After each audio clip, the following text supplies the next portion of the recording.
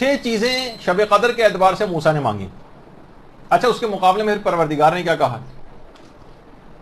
یہ بھی آپ کو پتہ چل جائے گا کہ اس رات پروردگار آپ سے شب قدر میں کیا چاہتا ہے اور آپ کو کیا مانگنا چاہیے. یہ حضرت موسیٰ نے بتایا.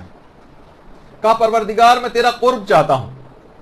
کیا موسیٰ اگر تم میرا قرب چاہتے ہو تو شب قدر میں بیدار رہو, پوری رات جاگنا بھی, اور وہ والا مفہوم بھی ہے کہ بیدار مغزی اختیار کرنی. دوسری دعا موسیٰ کی, پروردگار میں تیری رحمت کا خواستگار ہوں. کہا کہ موسیٰ اگر رحمت کا خواستگار ہو میری تو اس شب قدر میں مساکین کے اوپر رحم کرو. کہا کہ پروردگار میں پل صراط سے گزرنے کا پروانہ چاہتا ہوں. کہا کہ موسیٰ اگر پل صراط میں گزرنے کا پروانہ چاہتے ہو تو شب قدر میں صدقہ دو. کہا کہ پروردگار میں جنت کی نعمتوں کو حاصل کرنا چاہتا ہوں. کہا اگر جنت کی نعمتیں حاصل کرنا چاہتے ہو تو شب قدر میں تسبیح انجام دو. یا جو ہمارے استاد محترم ایک جملے کا اضافہ فرماتے تھے کہ اس میں جو ہے دعائے جوشن کبیر پڑھو, شب قدر میں تسبیح انجام دو. کہا کہ پروردگار میں جہنم سے نجات حاصل کرنا چاہتا ہوں, پناہ مانگتا ہوں. کہا اگر جہنم سے پناہ مانگنا چاہتے ہو تو شب قدر میں استغفار کرو. اس کا بھی ایک مفہوم. یعنی اچھا پھر اس کے بعد آخری دعا کہ پروردگار میں تیری رضا چاہتا ہوں. تو پروردگار نے کہا اگر میری رضا اور خوشنودی چاہتے ہو تو شب قدر میں 2 رکعت نماز پڑھو. وہ جو فوراً شب قدر میں جو آغاز ہوتا ہے 2 رکعت نماز شب قدر, اس سے باقاعدہ مستدرک الوسائل کی 7ویں جلد کے اندر یہ روایت موجود ہے.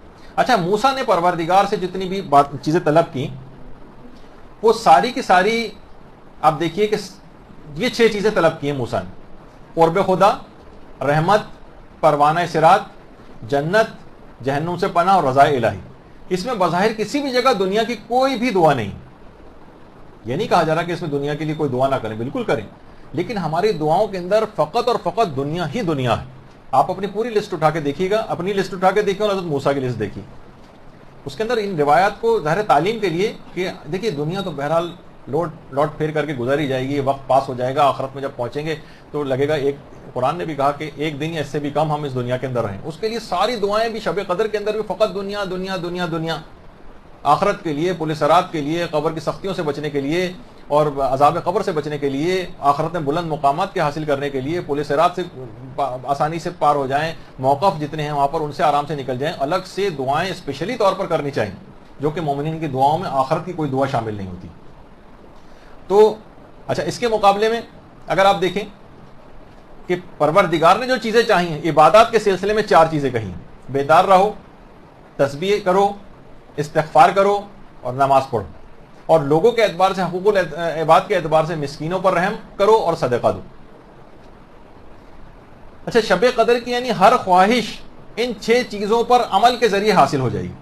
ہر خواہش یعنی اللہ نے بتا دیا کہ اگر سب کی سب حاجات تمہیں اپنی قبول کروانی ہے, دنیا اور آخرت کی, گویا اگر ہر چیز حاصل کرنی ہے, دنیا کی ہر خیر حاصل کرنی ہے اور ہر برائی سے نجات چاہنا ہے, تو ان 6 چیزوں کے اندر 4 چیزوں کا تعلق عبادات سے ہے اور 2 چیزوں کا تعلق لوگوں سے.